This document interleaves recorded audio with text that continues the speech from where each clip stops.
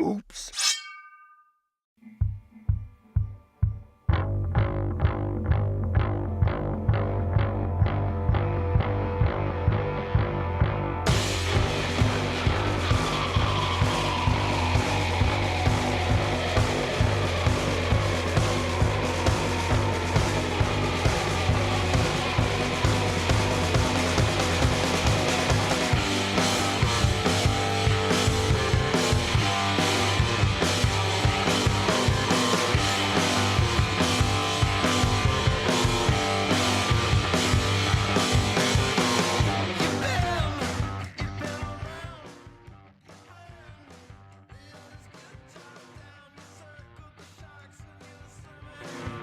Welcome to the Lift Heavy Run Long podcast, episode number 102 with David Daugherty. You can find us at www.liftheavyrunlong.com, on Twitter and Instagram at liftrunlong. Also, feel free to email me directly at the address wilson@liftheavyrunlong.com. Please subscribe to our YouTube channel and leave us a 5-star review on iTunes. If you are not a member of our private Facebook group, you should be because we want you to be there. Search for Lift Heavy Run Long Community and request to join right now. The LHRL podcast is censored. We do our best to watch our language, and I will clean it up if there is any bad language, but I don't think that that's going to be any problem if you're watching live. There we go. We have it on my phone. I was a little bit concerned that we were not live, and now I don't know how to turn it off. David, I'm sorry I butchered your name. Daugherty. Daugherty? Yep. All right, I'm getting off track, but now I'm back. I am one of your hosts. My name is Wilson Horrell. I am joined by the unbelievably smoking hot, highly intelligent woman that I love so very, very much, Dr. Amanda Kimsey Horrell, also known as Jacked and Tan. Good afternoon. How are you? Very well. You're looking fine. Thank you. As usual. Thank you. Just got off work. Just got back from CrossFit. Yeah. Doing your Back from the thing. gym. Yep. How was the gym? Hot.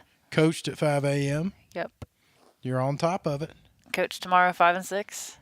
And you coached our guest this morning at 5 a.m. I did. Which was nice to have David He join did me awesome. up at the gym. I asked him how long he'd been CrossFitting, and he said that was his first time. You know, I just assumed that you did a lot of CrossFit. I was like, oh. Sam, who you met this morning, we were talking yesterday, and we were both getting excited about you meeting us up there, and he said, does he CrossFit? And I said, you know what?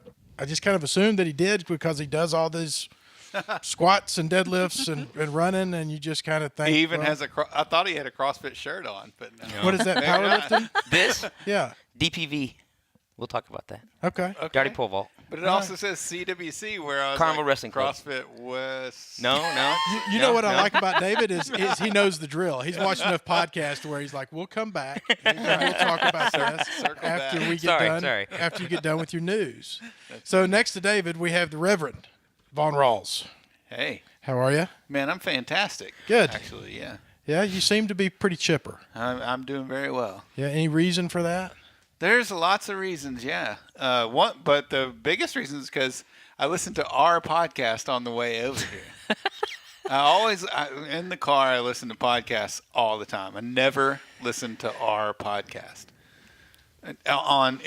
when I'm in the car. You know what I mean? Like sometimes I'll put it on YouTube or whatever and see whatever. But I've never listened like legit to the podcast. And so on the way over here, every once in a while I get just burned out on podcasts. You know what I mean? Like I listen to a lot of different podcasts. Like I could do podcast trivia because I listen to so many podcasts. Like because I listen for quality, I listen for what are these people talking about? Why is this podcast entertaining to me? You know what I mean? Like and on the way over here, every once in a while I get burned out. I'm like, oh, nobody's talking about anything. There's no new episodes. There's no this and that. Nothing's good. So before I left my house, I put Gina DeLucia podcast on. And I was like, okay, I'm just going to listen to our show on the way out there and see what happens because nothing else is good. Our podcast is fantastic. I think so. Our podcast is not only does it sound good, like you can hear everything and everything sounds great, but it's entertaining. Like it's really good. Like we do a great job. I agree. Of not only recording a good podcast, but Wilson does a fantastic job of editing Bravo, the bravo, podcast. bravo. Thank you so much. I don't think you realize, because I was listening to that show with Gina, and I was like, wait a minute, I said this and that. Oh, he took that out. But I was like, oh, he should have taken that out. And then I was doing another thing, and I was like, well, he took that out too. But the important thing was, like, the funny thing I said was still in there, which is cool. But, like, I think you listen to all these podcasts that are just not good. Like, and you turn them on, and I can listen to, like, maybe 3 minutes, and it's like, oh, God, this is terrible. Like, even if they're like, before I turned our episode on, I was listening to Kevin Smith, Fat Man on Batman, who was Infinity War's Avengers review, and I was like, oh, man, I'm totally into this, and it was just not good quality. And I was like, oh, my God, like he was stuck in some place trying to use his phone or something to do. I was like, I just don't even want to listen to this. I want to listen to something at least I can hear, even if I'm into the content. So I turned ours on, and I was like, wow, this is really good. Not only does it sound good, but I'm entertained, and I even know what's coming next, And I was like, hey, that's really funny. Like, Wilson said something, I was like, he's really good at that. And Amanda said, I was like, this is great. This is fantastic. It's a great podcast. There's no reason why anyone should not listen to this show and go give a review on iTunes. I agree. And I really appreciate you saying that. And the compliment means a lot. I put a lot into it. We put a lot into it. It's a lot to give at, one night a week, every week to do this. But I think that it shows that we enjoy doing it. And I'm not just saying that to pat ourselves on the back. I think that we do. Yeah, but I mean, without someone to edit and do the things and have the equipment you can't achieve that sort of. So you have to put the time into editing and buying that equipment and stuff to, you know what I mean? Like, you can't just use your iPhone to make a podcast like this. I agree. So Some try, and it doesn't work out. Some try. A lot of Yeah. like most people try. I mean, like, I don't know. People could do that. There are people that are famous enough where if they got their iPhone out Yep. and recorded something every couple of days, people would listen to it just because they're so famous. But it may or may not be entertaining. Just like me listening to Kevin Smith. I love Kevin Smith, and I'm like, oh, this sounds like crap. I do care what you think about Infinity War, but I'm gonna go listen to this show. Yeah. So, Yeah. So I have somebody, Tammy Lynn Reese, says, hello, my nephew and hero David Daugherty. Yeah, that's my name. All right. You do got some people There you tuning go. in for you. Yeah. That's nice.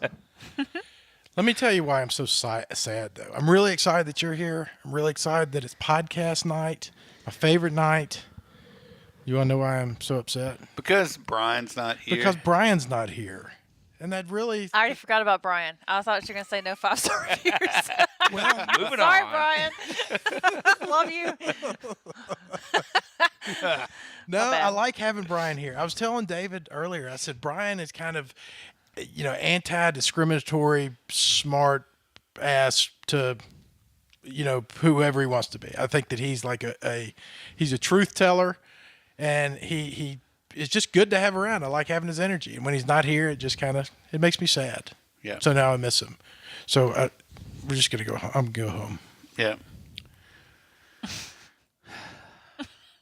Well, I drove down. So So we're gonna Let's go ahead and stay. Let's do it. Let's do it.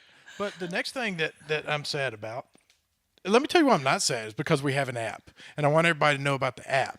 For $3.99, you can be on the Lift Heavy Run Long app, and Valerie Hunt is the programmer for that.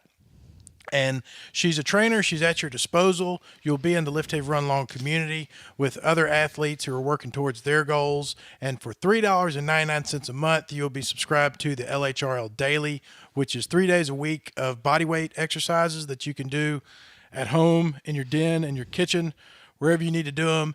And it also comes with 4 days a week of WODs and barbell strength training. Along with that, you get access to everything on the liftheavyrunlong.com website, which there are video galleries and member discounts and access to all of my blogs and all kinds of great stuff. Or for $9.99, you can have access to any and all of the programs that we have for lifthaverunlong.com. And that is the best way to go. You can use them up. You can change programs 10 times a day if you want to. And that's a great value.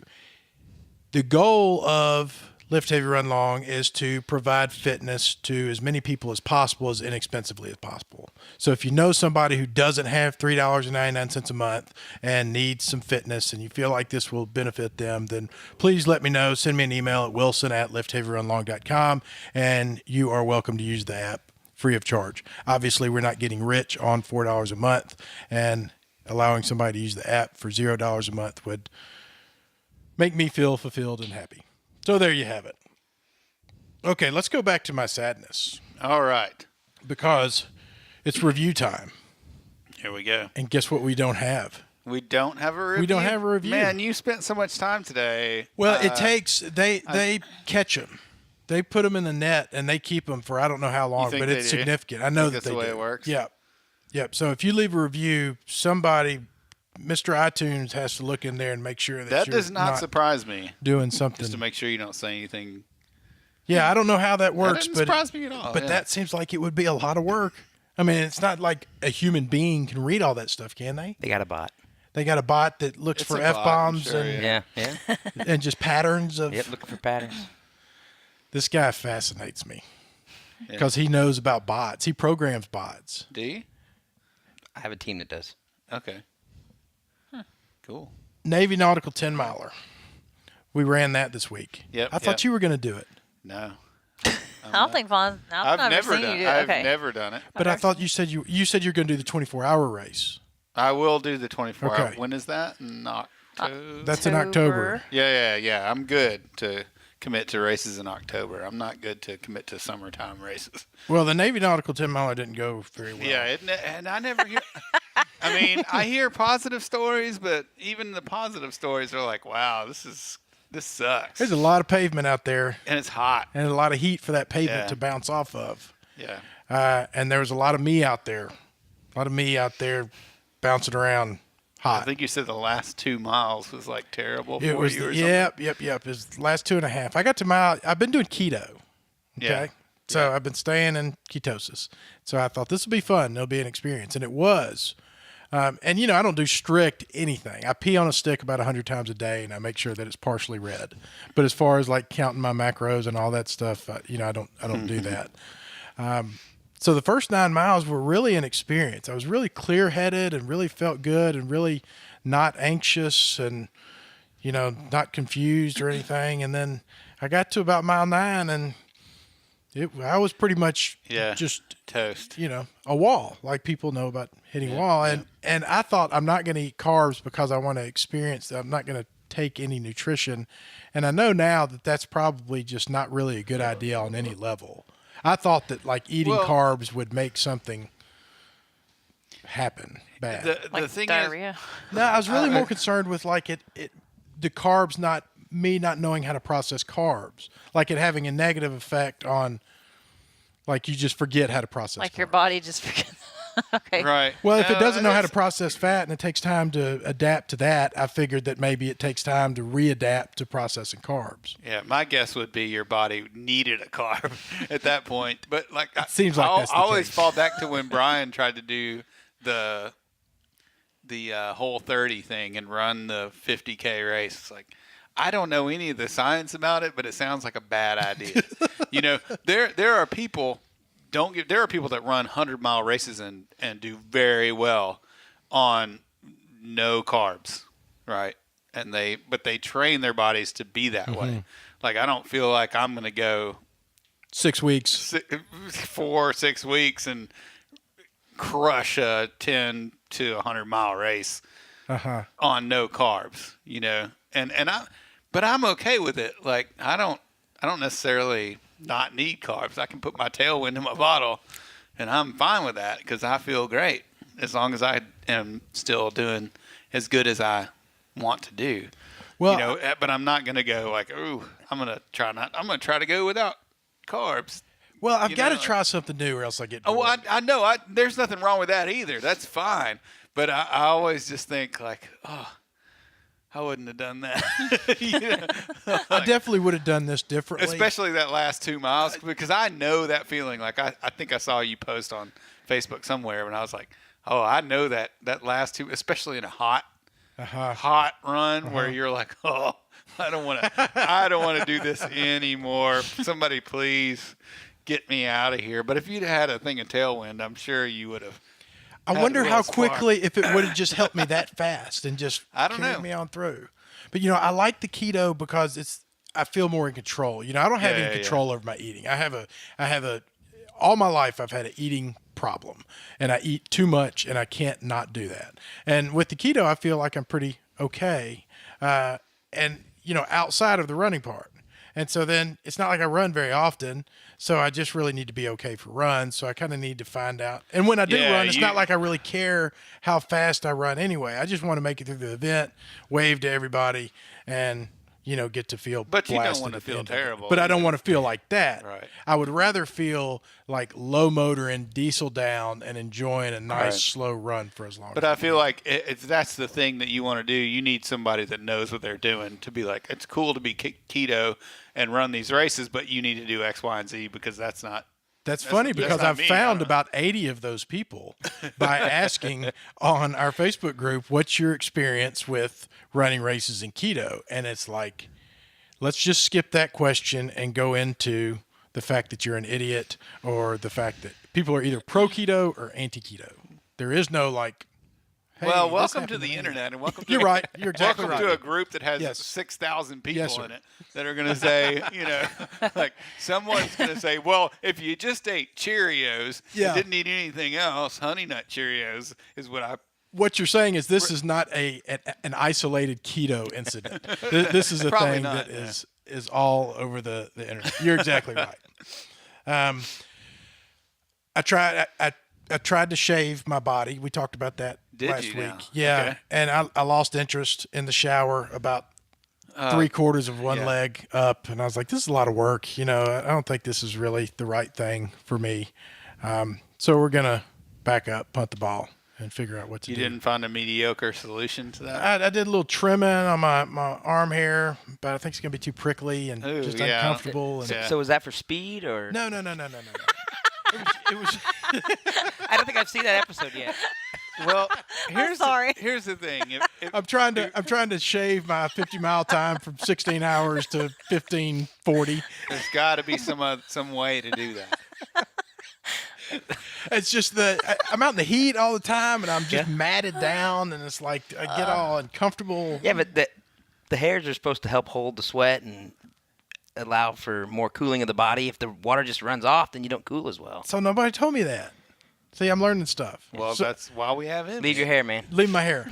Okay. Well, that helps. What about underarm hair? Is it okay? Did you trim yours? I did not. I haven't touched it. Vaughn's son has a problem with his underarm hair. He says it's out of hand. Like a real problem. You can have him braid it for you. He does. He's got a lot of underarm hair. He's got a problem with yours or with his own? No, He's got a problem with mine. And I kind of had a problem with Vaughn's too. Should he trim Well, it? yeah, I wear a lot of sleeveless shirts. Yeah. I like to take the top down. And it's there. It's just like, and when someone says something about it, I'm like, yeah, you're right. Maybe I should just put my arms like this. But that's an area that you could trim. Sure. Oh, sure, yeah. Yeah, I you could You wouldn't totally have to shave it. You Tighten can it up, just shorten it manscape down a little bit. tighten it up. Doing a 100 push-up challenge from now until Father's Day. Yeah, let's start it on our Facebook group. Yep, Yeah. we're doing it. And I've done every day except for I didn't do the nautical 10-mile a day, and I'm not making them up. I missed yesterday because of travel, and I forgot. And I did 200 a day. Okay. See that I I'm can't sitting next imagine to people. doing 200 push-ups in one day. Amanda's been doing. She got behind, and so she's going to make them up.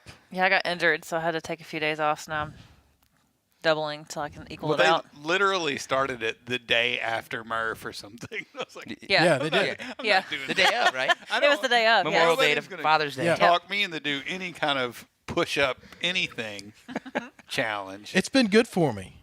I It bet really it has has, been good for me, and it's been, a pumping of the endorphins or whatever that I would have normally lost. Do you feel like they're getting easier? Yes, I do. I do them just- with I a just couple hear- of people, and at the beginning they were scaling, and one of them did the last 100 that we did together before, I guess Monday, all 100 on the floor, and the other person's scaling less and less. It's amazing how fast that works, especially being sore from the other push-ups and doing, working out at the gym. You would think that would, kind of curve you off a little bit, but I'm getting to, instead of sets of 15, I'm doing sets of 20 and starting at, 25. And it's like, wow, this is. What do you mean on the floor? Do they scale up to like a?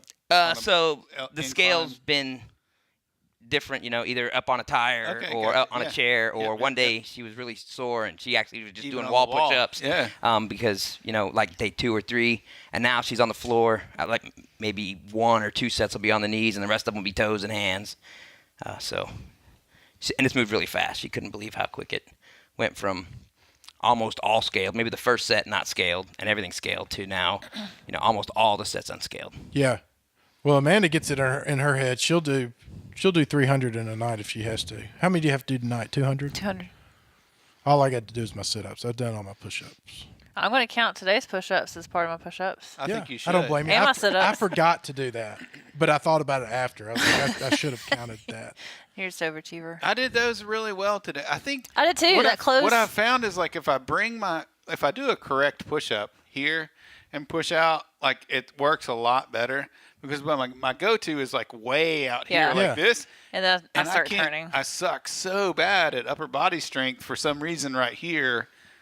It's so terrible. I wish I could like have a shoulder expert just like come and put their hands on me and be like, this is what's wrong. This is why you can't do this. Yeah. Look at like I can see Shoulder my expert. arms in the mirror. If there's any shoulder experts out I there. look so stupid. You need to practice doing the wave. People can just do like this. You need to go to a soccer game and practice doing the wave. Just do it for the entire But time. trim your arm hair first. Yeah. Well, yeah, I was kind of looking hoping it didn't come out. So this Saturday I went to F3 again. It's 2 weeks in a row. That's awesome. It is awesome. Yeah. And I'm telling you that it's hard and it's fun, and the guys over there really have it going on. They're well connected. They have a good communication, and it's just something that's a good thing. Did I see a picture where you guys were carrying cinder blocks? Yeah. Yep. They're 'Cause starting that's up a pretty ladies cool. too. What was the cinder block workout? I was curious about It that. was different substations. So you're going to work here for, I think, 13 minutes, and you're going to do 10 push-ups on the cinder block, and then you're going to do 10 thrusters with the cinder blocks, and then you're going to do 15 man makers with the cinder blocks, and then all the while one of the 6 people is carrying a sandbag, 100 yards this way and back, and as soon as they get done, then somebody else picks up the sandbag. It's intense stuff, man. I can imagine. And then they're also starting FIA, which is Females in Action, which is F3's. I don't know if they're related to F3 or if it's just a similar deal, but you get a nickname and, they meet and get They together. start this weekend. And I And have they to work. officially start this weekend. Yep. You got to work this weekend? I do. I was going to try it out. Dog it. Yep. You think that you'd be interested in doing that? We could I want go to see what there. it's about.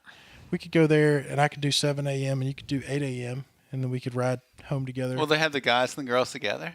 No, they'll be separate, but they'll be in the same They're area. in the same location. Shelby Farms, Okay. yeah. Yep. And I contacted the girl who's in charge of Females in Action to see about getting her on the podcast. And she said, She accepted my friend request, but she didn't answer me. But it's a little bit much. Just come out and be like, "Blah, I want you to come to my house." I think that's how you get people, man. So we'll see. She'll But, respond. Cindy said something about, Cindy Campbell said you were working on your aerodynamics with your shaving. So does that help you when you're running?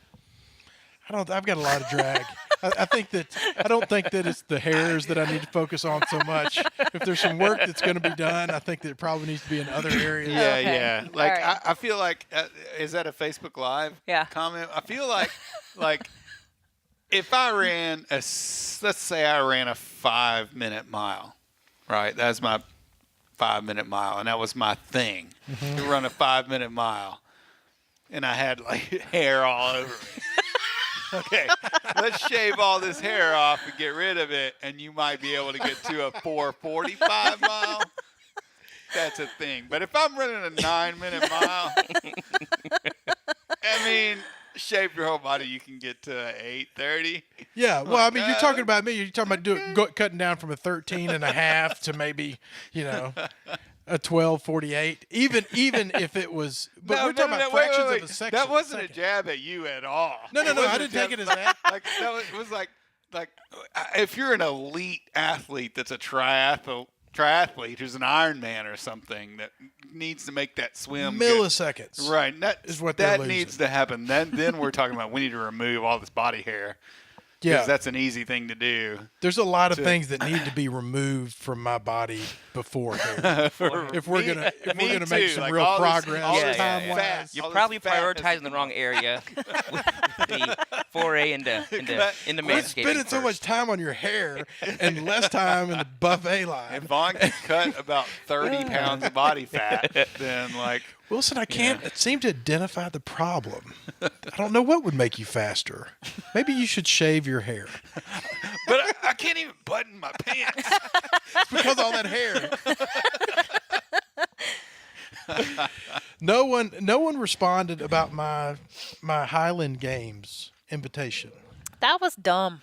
No, what do you mean it's dumb? That's a terrible thing to say. I don't think it was dumb. I thought it Why was would cool. we go sling telephone poles? And because one of our listeners invited us. because I have no practice in that, I would kill somebody in the audience because I'd let go of the rock Probably land on thing. you before anybody else. Or that. Yeah, I think it'd be fun. I'm too scared to do something like that. Where is this? And Nashville. I think it'd be fun to ride out there, podcast, flip a few things around, wear a kilt, raise some hell, Heck yeah. and turn around and come home. I mean, I'll try it, but I'm scared I'll hurt somebody. That's what I'm asking. There's a big difference between saying I'll try it and just saying Well, that's here's dumb. the thing. Did I read that it was only $20? I don't know. I didn't read that long. Yeah. Go and look at the registration and let's see. If it's $20, I'm game for that. Okay. You know, I still have to register for Big Hill Pond. So that's the month after. $20. So if it only cost you $20 to get out there in a kilt and throw and do that, you'd be willing to do it. Oh, I would totally do it. Okay. Yeah. Well, let's see about making this happen because Yeah. I think it would be. I don't have a kilt, but I have that Mary Catherine Gallagher Catholic skirt left over from Halloween. Does that work? We got time to take care of that. Crystal said that the people there are so welcoming that they'll have extra kilts for you to do it. It's like a festival. So, I mean, it's not like it's a real. Right. I imagine. People aren't there like fighting each other because they want to be the best, I don't think. I mean, there is. Yeah. the Do they have Highland jousting Games and sword world. fighting too? You could create that with one of those long poles. Well, I mean, I clicked through because I saw the link on our Slack, and I was like, well, man, I can't. I just imagined it would be like a $200 event or something, and I clicked through and it was like $20 to fill out the application. I was like, what? It's like that's a no-brainer. Like, I bet it's inexpensive. yeah, I bet it it's. seemed like it. I bet it's almost like doing the It's $30, Crystal said. $30. Andrew I mean, Causey says that's- Wilson in a kilt and half-shaved legs. No, thank you. Whatever, man. He'll have hair Dude, back we on have his to legs do by it. then. Yeah, we'll have it back And on. then- Andrew, you take that back. Crystal Lander says it includes lunch and a T-shirt. Wow. We got to make it happen. Yeah. We could podcast from there Yeah, well, let's do that. That'd be in awesome. a kilt. All right, 2 more things, and then we're going to get on to our guest. Chris Hope Foundation, 5K and 10K, October 6th. Join Team LHRL. I need to do another post about that. It's going to be fun. We're going to give you, everybody that signs up for the Chris Hope Foundation 5K and 10K is going to get a 5K and 10K program on the app. And we're going to set up a separate group for that. And we're going to start it 6 weeks before the That's event. awesome. And then everybody can, watch each other's progress and talk smack. That's pretty cool. And then after we run that, then we're going to run the Big Hill Pond Walking Tall 25K or 50K, depending on which one. It's not full yet. Registration, right? Are they capping it? I have no clue. They have to at some point. I mean, I'm sure at some point, and it's going to be a very popular race because a lot of people are talking about it. And I A think lot of we even people have people coming from out of town. Yes, that are we gonna do. come. We do a lot. I'm I mean, coming. this is a big thing. You come and do it Yeah. too? God, it's so All right. awesome. That is This gonna is be going to be awesome. huge. Yeah. Brian Williams and Sean Hilsden have done an outstanding job of Incredible. hyping this thing. Yeah. They're working every weekend, and I read it every week, and I'm like, I never go. I never help. This is my version of working out on the trail. Does this count? This totally counts. Okay. I mean, we're bringing people from out of state. All right, that'll Go. work. I don't Big feel so time. bad then. All right, let's talk about David, our guest, All right. who is here Finally. from Illinois. You're really, everybody's like, God, geez, this guy, shut up. Man, thank you for driving in town to do this. Yeah, I was in town. I thought I'd love to spend some time. I've seen every episode, I think. That's awesome. Yeah. You've been with us for a long time. Yeah, I found Vaughn's Barbell Shrug podcast one night because I found it probably in the Episode 23. Was it 23? That was 28. Okay. 23. I'll believe you. Yeah. But I found Barbell Shrugged in like Michael Jordan. 150 and watched a couple and thought, oh, I could learn from these guys. Went back to 1 because that's kind of how I work. Uh-huh. And when I got to Vaughn, just like, that's cool. Lift heavy, run long. That's good because really I'm awesome. never going to run fast. Uh-huh. And long time ago, whenever I first stumbled more than a gym length sprint, I thought, I wonder if there were some guys at my gym that were runners, marathoners and stuff. And I thought, I wonder if anybody can bench press their marathon time, thinking like, 3:50, 3 hours, 50 minutes. Oh, that's a Huh. good and, thought. and I thought, that'd yeah. be really cool. That'd be really cool. But I never saw anybody. And then when I saw his podcast, it's like, that's exactly what I want to do. Wow. Now that's really cool. And then it was 5,400, and that's like, that makes sense. Well, I met you through the Goal Getter Challenge. That's right, because I was already watching the website because of seeing that podcast from Barbell Shrugged. And when you posted that Goal Getter Challenge thing, I jumped right on there. That's when Vaughn and I were just getting together. Yeah, and we were absolutely. just getting the thing cranked up. And Yeah. so we were throwing ideas back and forth. And I was like, this is what we got to do. This will be. And it turned out to be really good. I mean, it turned out to bring a lot of people into the I bailed on it, but community. Well, everybody did. I mean, I don't feel Most so bad. did. doing it, There's but only yeah, a few I that know. really challenges. followed through, but there's a few people who made certain goals. yeah. Yeah. And at least we got to put some faces with names and Yeah. generate some awareness. And I remember you in particular, I was getting so excited about all of it. And I was like, man, we're going to have a 240-pound guy that deadlifts 400 pounds and pole vaults 10 feet. 8 was my goal. 8 was my goal, and it still is. I haven't done that yet. You never but- made it. No, I haven't tried. I have never put any real effort into training. The boys are demanding that this summer be my 8-foot pole vault summer. Well, how old are you? I'm 42. How many 42-year-old people do you know that deadlift 400 pounds that can pole vault any height at all? I don't know. Probably not a lot. How do you pole vault? Like, if I said I want to go give this thing a shot, what's the move to make? Do you just go to your local high school and go, hey, you guys? As an adult, you mean? Yeah. I don't. Well, I would say come to my facility and I'll show you how to pole vault. You have a facility where we. I have He coaches I have it. a pit. We Okay. got tired of having to go somewhere and pay for access, and we stumbled across one, so we put a pit at my grandparents' house. Nice. We acquired. I like to say it that way. We acquired a pole vault pit and we put it up at my grandparents. They have a farm, and I live in That's town. awesome. That is totally awesome. So We're gonna I go could there teach and you podcast. to pole. Tell them that about, would be your awesome. gym. Yeah. So 8,000 square feet. He Yeah, just somewhere bought like it at that. an auction. So is that your shirt? yeah. So my Because, shirt is. Heather Roberts says she likes your shirt. So Heather Roberts' husband designed this shirt himself. He and I were in high school together, and Heather, we wrestled together. The skull and crossbones was something that carried over from high school wrestling. And Of course, you were a wrestler. Vaughn lit up. When you said you're a wrestler, he was like, okay, now we're talking. I wish my parents would have made me wrestle. Yeah. Because I feel like I'd have been like, right now, I'd be like a 50 times better athlete than I am. It does something to your brain. It Yeah. changes you forever. But so CWC is the wrestling. Jason's son has been wrestling with me since he was in probably 4th grade, and then in 8th grade last year, first time he'd ever tried track. He's moving through all the events, finds pole vault almost at the end of the season, loves it, drops out of baseball. Didn't even play this year, his first year of high school. Got 3rd place in state last year as an 8th grader with like a month of pole vaulting. Wow. So and then we call it DPV, Daugherty Pole Vault. It was my second son, the older of the two that are still in high school. He started pole vaulting, and then the younger started, and then Dustin came along. And really, Dustin, who isn't a Daugherty, he liked the DPV more than the other two. He really use those initials all the time. So How do you get to be a dirty versus not be a dirty? Daugherty pole vault. Daugherty. Daugherty That's pole his vault. last name. Okay. Yeah, that's my last name. Yeah, I got that part. But not Dustin's. But Dustin liked the DPV. So Dustin's dad went out and made this shirt with CWC and DPV, which is, basically what I do with all my time is between wrestling from the first week in November until almost the middle of March, and then high school track starts in the beginning of February and runs till the end of May. Mm-hmm. And now I've got high schoolers and middle schoolers. So he made this shirt for me. It's the little cross sticks on my skull are pole vault poles, and then this guy's swinging. You can see him kind of in the corner. So that's our logo. Nice. Our goal was to get two-piece uniforms made with this year, but I'm slow in getting stuff done, and there are no uniforms. I bet you wouldn't believe that I've competed. I've competed in the pole vault before in a meet.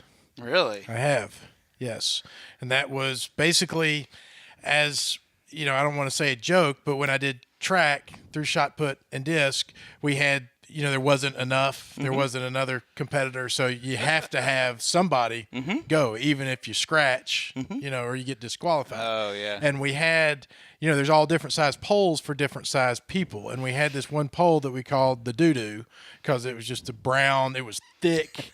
I mean, if you could get the art of pole vaulting, you see these people and that pole bends. Yeah. Just getting it to bend is a hell of a feat.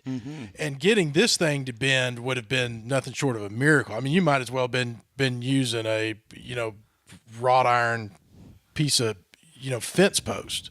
And so I went up and I stuck it and I tried to go over and I didn't. But I watched your guys' pole vault and I just don't remember ours being. We weren't going up like that. The only thing I know about pole vault from when I was in junior high track is people used to make out in the mat during the meet. During the meet. During the meet, right? Like everybody else is doing everything else. You walk by the pole vault mat and there's like people underneath the mat making out. We don't do that.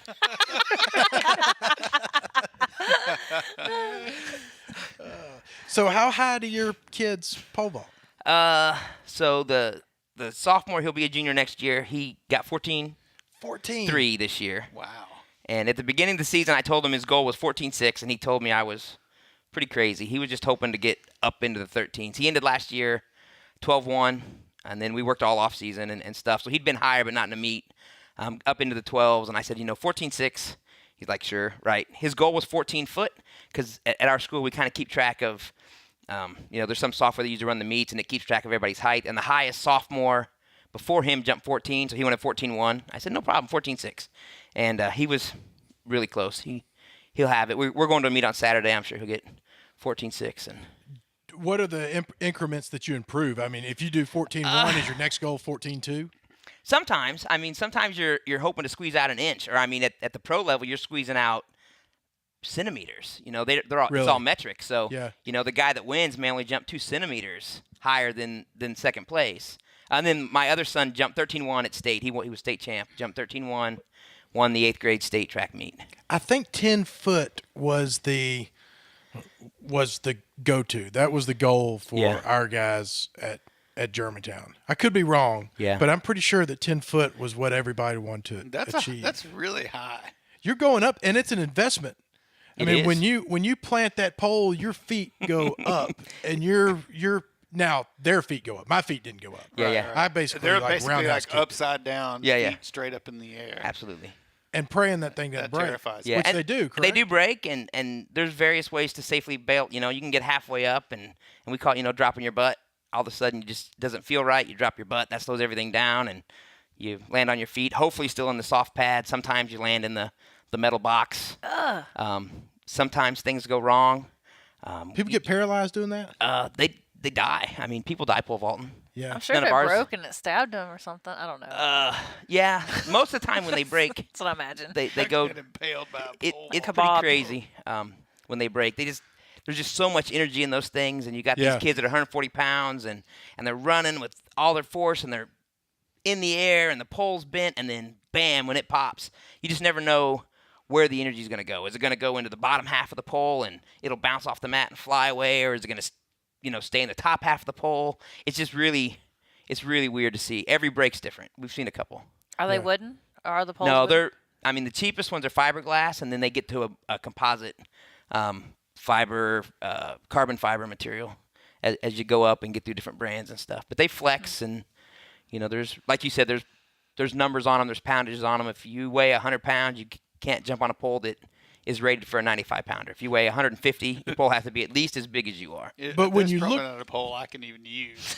Oh yeah, pros jump on poles that are rated for like 215, 220. Oh, wow. it looks like a 4-inch piece of drain pipe, like that you connect your gutter. Big plumbing pipe like this. They're getting better and better. But yeah, we've seen poles that it's like, my kids pick them. It's like, I don't even know if I could hold this and run, let alone hang on to it and swing. But you get used to it. The poles are not. You see them bend, but if you're just holding a pole like this, it's pretty difficult to get it to flex, isn't it? It depends on how long it is. I mean, you can sit and shake them, and they'll wobble out. But it's not like holding a PVC pipe. No. That's when not you like see that. We actually train with PVC there pipes is because they've an been so art easy. to getting it to arch, correct? Yeah, there's a huge amount of science in the pole vault. It's crazy when you talk to people about what's going on, and everything. When you watch, everything you think is happening is wrong, absolutely wrong. That's how it was with us. Not my oldest son, my oldest one that pole vaults. So the sophomore, he'll be a junior. When he started in 6th grade, basically the 8th graders teach the 6th graders. Really efficient way to do something that you could land on your head. Luckily, you're only falling from 6 feet.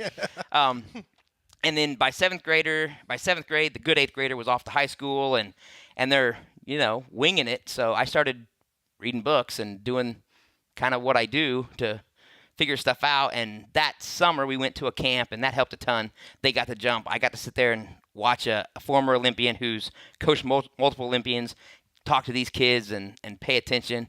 And having read a couple of books that were available, there's not a lot of books on pole vault, but then you take what you've read that doesn't really apply yet and hear somebody use those same terms, like, oh, that's what that means.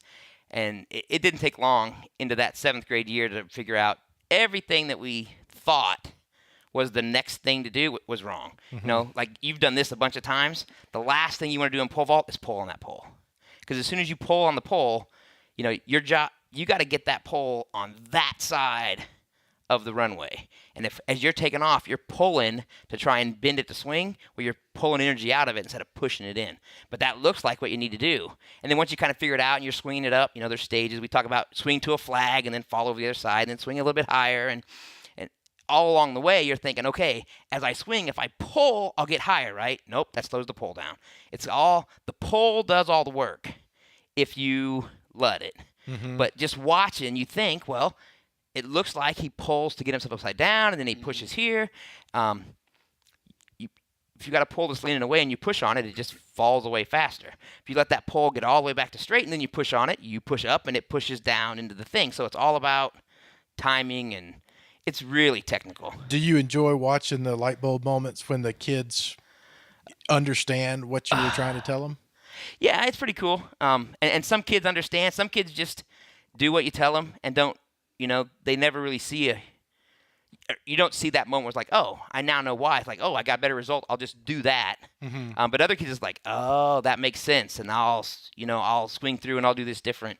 Every kid's different. Some kids, like my older jumper's very technical. He's been very technical since he was a 6th grader and we didn't know anything, but as much technique as he could learn, that's what he wanted. That's what he did. A lot of the others are just, a lot more brute force, and they're building the technique as they come. So their athleticism takes them farther, and then they stall and they have to bring up their technique, and then they make another jump where his technique takes him, and then he has to get a little bit stronger or faster so that he can get to the next pole or whatever, and then his technique moves him again. But every kid's different on where they fall on that athleticism versus technique scale, I think. Well, let's talk about wrestling. Sure. Do you have cauliflower ear? I don't. Have you had? You don't cure cauliflower ear? It doesn't cure. No. So when you have it, you're stuck with it. You have it forever. I don't have any cauliflower. Oh, I thought you just drained it. I thought it was just fluid. It is just fluid, but I mean, even if you keep it, you wear it like a badge. Most people don't get it drained once it develops, it refills just like water on the knee or whatever. Oh. So I mean, you'd have to be very consistent. Oh, gotcha. And what you're doing to cause it just keeps happening. So most people that get it, they get it. I mean, you've probably seen Randy Couture, for example, on UFC. He has massive cauliflower ear. Matt Hughes has big cauliflower ear. I don't know those people, but I've seen UFC people with cauliflower ear. And Yeah. I've seen it bust open. It's not a good, Ew. not a good thing. Well, you Oh, my just know goodness. don't mess with that dude. You know for a fact, absolutely, whatever the situation, whatever the body frame or structure, if there's cauliflower ear involved, just let it go. Yeah. I met don't the dude. want any part of One day that. I was standing in the gym. I mean, it was close to when we first opened, and this dude walked in. Huge, big dude compared to me, ears all messed up. And he's walking around like, hey, man. You know, like, what's going on? Like, I'm terrified. Like, I don't want to this guy. I'm scared of. And it turned out he's like the dude that owns Starkville Kickboxing or whatever. And he had Oxford Kickboxing or whatever. And he just was coming in to be like, hey, I just want to check out the gym. I was like, yeah. And You can have it. He was like but he was a super nice person. Like, Yeah. I was like, a lot of times you're intimidated by people like that, but they're probably the nicest people you'd ever talk to. Because they don't have to. They don't have to get in that aggression war. They don't have to size people up because they know. Right, Like it there's doesn't not going to matter. be any sort of. We're not going to have a problem here. Right. And if there is, it's going to be a very short-lived problem. Right. And I'm going to win and walk away with cauliflower That is ear. very true. But the You're same gonna work lay ethic down. that gives you cauliflower ear also teaches you a lot of humility. Yeah. Because there's always some other dude who doesn't have messed up ears yet, but he teaches you a lesson. So, I mean, if you go through a sport like wrestling enough that you've come out cauliflower eared, you've been humbled, you know. Sure. So if you come out of that arrogant, you went in with some sort of dysfunction already. When did you get into wrestling? I think I went a couple of years, like 4th, 5th grade. I'm in a small town, so wrestling's a very cyclical program. I think a couple of years, maybe 4th and 5th grade, and then But they had it in 4th and 5th yeah, grade? it was a kids program, like what I run now, and then it kind of dried up and went away. And then my 8th grade year, an individual from our high school who graduated from our high school, but he taught somewhere else, got hired to be the wrestling coach, the high school coach the next year. And he, at the end of the season, at the end of the wrestling season of my 8th grade year, he said, we're going to do 4 weeks of open gym. We'd love for some of you 8th graders to come out, and all the high schoolers that were already out this year come out. I'm going to be the coach next year. And we had, 6 or 7 8th graders that went to that, and that group of people, we wrestled all the way through the 4 years. And when I started, we didn't even have a full team. We brought in 8. A full team at the time was 13, and I think we probably had 15 kids on the team, maybe. Some overlap. Didn't win a whole lot. And that core group, when we got done, our last year we were like 17-5. Won the individual regional tournament and lost in the duel. So Wow. we just really turned the program around, mostly because of the coach and who he was and the energy that he brought. And luckily, we just had a really good class of, I think there were 7 of us, might have been 6. 2 or 3 classes behind us had some good energy and some good kids. And there were some good kids on the team already. But like Jason, the guy that made this shirt, I think he had 3 coaches in high school. I know he had 2. I think he had 3. I think he was a senior my freshman year, so he had the coach that I had. I think he had a different coach his junior and sophomore year and a different coach his freshman year. So it's hard to build any kind of continuity whenever you change coaches. That's kind of rough. But then he came in, and the team got all kinds of energy, and that lasted for 5 or 6 years, and then it kind of cycled down. It kind of cycled up, and then like anything else, the kids program also kind of cycles up and down. Basically, if there's a couple of dads that really are really into it, hopefully their kids are as into it as they are. That's not always the case, but hopefully they are. And they'll really emphasize that kids program and get a little bit of success, breeds more success. And kids that didn't do anything in 4th grade, well, in 5th grade they come out and they wrestle because their friends did and they had a good time last year. A friend of mine had an 8th grader, and they started the season. They had sign up, and she called me. She's like, "Have you ever worked with the kids program?" I'm like, "No, not really." This was 11 years ago. And she's like, "Well, the coaches had sign up, but their kids don't want to wrestle, so my son doesn't have anybody to take him to tournaments. All the coaches just disappeared in a couple of weeks. They had sign-ups. They only got a few kids to sign up. Their own kids didn't sign up. They're like, we're not doing it this year. Never mind. Well, she wanted her kid to go. He liked it. So that year I figured out how to register. Had no idea. I had no idea how to do, because it's a pretty well-organized system in Illinois. We have the second largest kids wrestling program in the nation. California has the biggest. Illinois has the second largest, which is, something. Yeah. But kind of figured it out, drug through it. There were 2 kids. We wrestled tournaments and kind of figured it out. And then the next year, I think I had 7 or 8 kids that had never done it before, because there were only the 2 8th graders that moved on to high school. And then the next year, we jumped to like 13. It's like, this is cool. And some of them were really good athletes, and we had some success. And the next year, we were like 35. Jeez. And now we run between 35 and 50 kids a year in the Well, tell me kids what program. that moment looked like when you get the call from this mother who wants her kid to wrestle. You got a lot of stuff to do. I mean, you got. Well, I mean, the biggest, at that time, I was still commuting from my house to St. Louis every day for work. So that was an hour and 10 minutes on a Sunday, but an hour and 40 minutes when there's actually work traffic. So each way. So it's like, well, we have to practice in the evening because I can't get back from St. Louis. I drove down there every day. Now I work out of my house, so it's a lot easier. Oh my gosh, that's terrible. Yeah, so I commuted that every day whenever this all started. That was the biggest thing. And then the other thing was, well, I don't know how to register for tournaments. She's like, I don't either. We'll figure it out. If you'll coach him, we'll figure it out.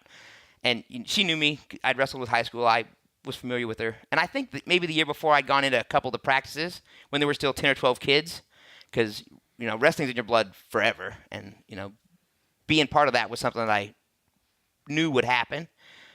It just kind of got thrust in that year, and we got those 2 kids through.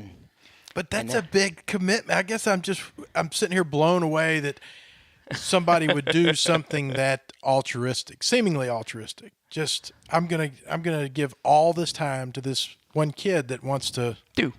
2 kids that want to wrestle. They wanted to wrestle. Well, meanwhile, I've got an hour and a half to drive each way from work. Like, my brain goes to, well, what am I going to tell the guy I work for? Like, oh, I have to leave. I got to make sure I leave here at 5 to get back at 7:30 so that I can coach this kid at wrestling. You know, like that's and none of my kids were wrestling at that time.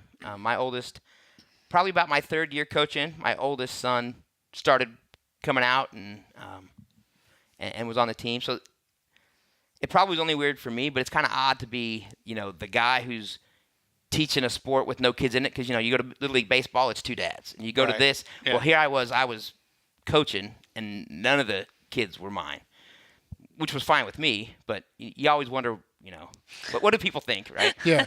Right, and now my youngest son moved from 8th grade to high school, so this year I won't have any again, but I hope to stay with it for a while unless they kick me out. But because wrestling was so important to me. Yeah. I was on a football. I played football. Started in 6th grade. Nowadays, I played football as well. Yeah. number 72. I was We won't go 76. All right, that's a good number. No, yeah, 76. I was definitely 72. Germantown High School. Germantown. So you played football. Yeah, I did. But I was mediocre. I wasn't great. And I wasn't a great wrestler, but it was just something, Yeah. it's one-on-one. And the thing that I really like the most about wrestling is I may not have been the best on the team, but I was willing to do crazy stuff. My sophomore year, I wrestled 52, 60, 71, and 89. In 1 year. Yeah, and I started the year wrestling 62, or 71 and 89. I weighed about 165, so I had to add a little water because you can wrestle up one weight class. So 71 was the weight class I was in. I could wrestle 89, so I was doing that. And I was getting close to being down to 60. Our 52-pounder hurt himself at a tournament. Monday night, coach says, can you wrestle 52 tomorrow? Absolutely, because that's what was needed tomorrow. After practice, 162 pounds. And that's at 7 p.m., 162. 4:30 the next day, 152 on the That's dot. crazy. But that's how important it was to me. intense. I would have Just done. crushed that little kid you were wrestling. Actually, I wrestled 2 kids Or did you that go night. out there so tired that you couldn't even I went get 1 down and on 1. I wrestled 2 kids that night, and I beat one, and the other one beat me. But you know, I would have done anything for the team because that's, you know, it was that important. I wasn't going to be the superstar, but the team needed a 152-pounder. We had 2 160-pounders. I wasn't even wrestling varsity at 160. I was just filling in holes if we'd move somebody or somebody was out at that point. But we were going to have nobody else at 52. I made 52. You know, that's what wrestling means to me, and that's why I wanted to restart this program. That's the wrestler attitude that I see. It's like, I'm going to do whatever. It doesn't matter. Like, I'll do whatever needs to happen is about to happen. I understand that, and I wasn't a very good football player. I was a mediocre football player, but I loved the sport of football, and I loved playing with those guys, and I was playing with guys that were so good that it was an honor and a privilege to be playing with them. And so it was like you said, whatever needs to be done, whatever I can do to contribute with my minimal degree of athleticism is going to be put out here. And you talking about wrestling with that kind of passion, I understand what you're saying. It's easy to look at and think, well, if you weren't how could you be that into it if you weren't elite? But I get that. Yeah, but wrestling gave me an opportunity that football didn't, you know. Just the ability to contribute a lot more than I did to the football team. I mean, the football team was great. We were state runner-ups my senior year. Were you really? State runner-ups. But, you know, I was part of the team, but I wasn't a key contributor. How important do you think it is in wrestling? You're on an island. Yeah, it's just you and the other guy, That's and right. there's no excuses. If you go out there and get whipped, you get whipped in front of a lot of people, and there's no way of saying, well, it was the guard's fault, it's the tackle's fault. Right. You know, I wasn't ready for the snap count. I wasn't. That's, you know, you just get your tail whipped. That's right. There's got to be some life experience to come out of that. Yeah, for sure. I mean, like I said before, it's hard to be a good wrestler and not get humbled. No matter how good you are, somebody's going to humble you. Somebody's going to abuse you a little bit. You're going to have a bad day. You're going to have a kid that you've beat 3 times that beats you for 3rd place at, you know, regionals, and now you're out. You know, you've been going to your sectionals in state since you were a freshman, and now here's a junior, you don't make it because that kid you beat twice you didn't take serious enough, or whatever caused it. And it's just one-on-one. There's no excuses. And it's like boxing, and the slip can be so quick that all of a sudden you've lost that position and you're dust. Yeah. I mean, it's just so intense. Opportunities can happen. Our 11-year-old plays baseball, and this was his first year of baseball, and he's, you know, the learning curve, he's done really well, but he started way behind.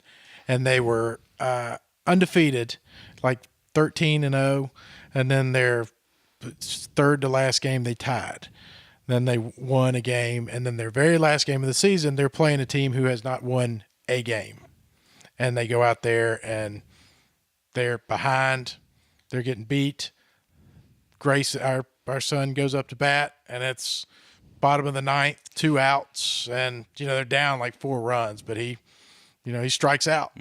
And it was there's a side of me that, you know, it hurts. You don't want to see your son be upset or do bad, but there's the other side of it. It's like, this is good on every level. It's good to get humbled by the team that hadn't won a game. It's great to see the other team win a game, and it's great to get up there and, you know, watch that ball go right past you, you know, and be able to go home and think about what you should have done differently and what you'll do different next time. All right.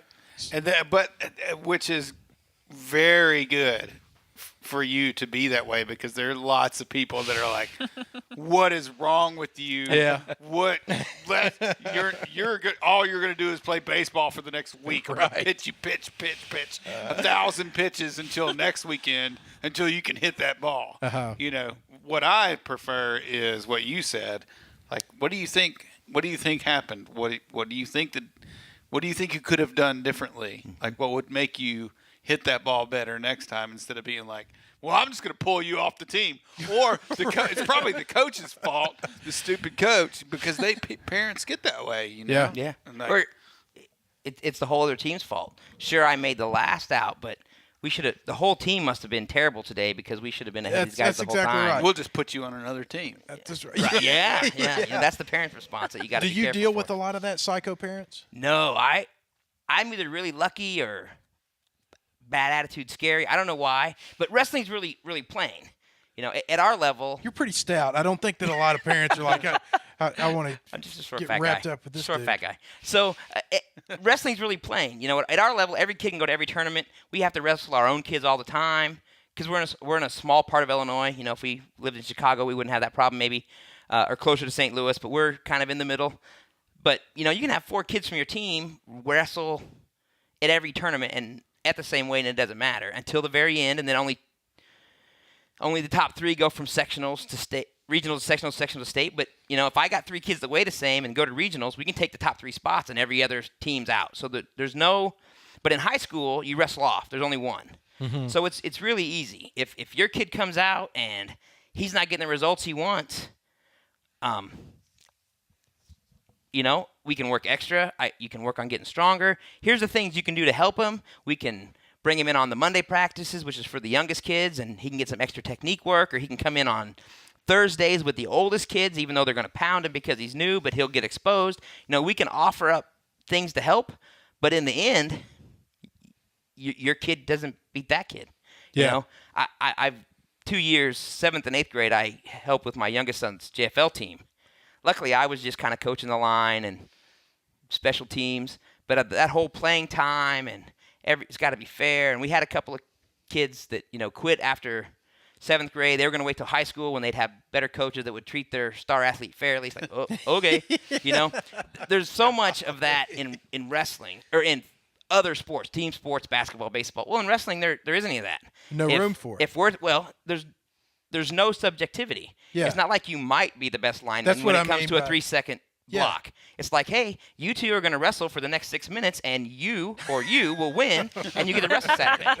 And then next Tuesday, we'll do it again, and it might be the other guy. Yeah. But there's no ambiguity. He pinned you this week, you're done.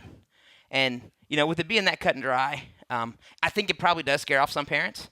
But I think we're really inviting, and I've had some lessons. I'll be the first to admit that our wrestling program is probably flat. You know, we're still 45 last year. You know, so we didn't lose a lot of kids, but we're having fewer kids go to tournaments, and I feel like there's just less energy. Probably my fault because I'm putting more energy into this new thing, pole vault. But, you know, there'll be a new kid that comes along, or a new parent that comes along that wrestled, and he'll bring in some new energy, and that's what we're looking for. I'm committed to getting some more energy to it next year, even if, you know, it doesn't come. But we get new kids every year, and people that were behind me a while in school are now getting kids that are old enough that wrestled after I did in school are getting kids that are coming into the program. So I'm hoping in the next 5, 7, 8 years, there's going to be somebody else that says, hey, I'd love to run practice and let you help, you know, whenever we break up into small groups. You know, and hopefully it'll be a smooth transition. What I don't want is to see it, okay, I'm done, and it's dead for 3 years, and then somebody comes along and says, hey, let's start a wrestling club, and I have to build it over from scratch. So I'm looking, and unless they kick me out, I'd like to spend, you know, 5, 10 more years at it. But I also want to make sure that we transition with a group of 45 to 50 kids that just keep going, and just somebody else is the guy making the practice plan, and we're moving forward. I think there's a lesson to be learned there, and one of the things that I think is important is that you're so open to somebody else bringing energy in instead of trying to take it all yourself.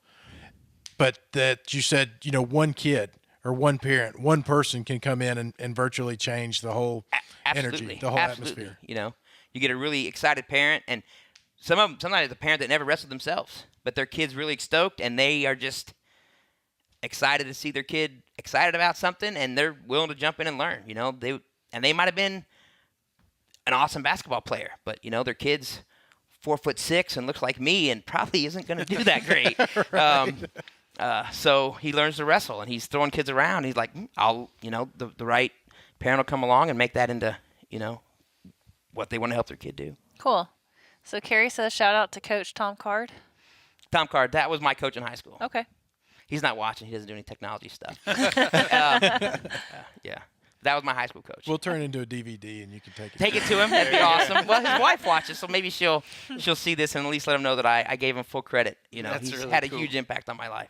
Well, you and your outside of your coaching, you as an athlete are quite impressive. David contacted me months before Tunnel Hill this year, and was, you know, you think I'm really ready for it. I've done this and I've done that. And I'm like, you're really talking to the wrong guy as far as whether you can run a 50-mile race. But listen, just sign up and we'll slog through it. Won't be any problem. And he's like, all right, well, that's cool. And I even told Amanda, I said, at least David will be out here, and we'll be able to talk and hang out. And so then he finishes the damn thing in like 11 hours.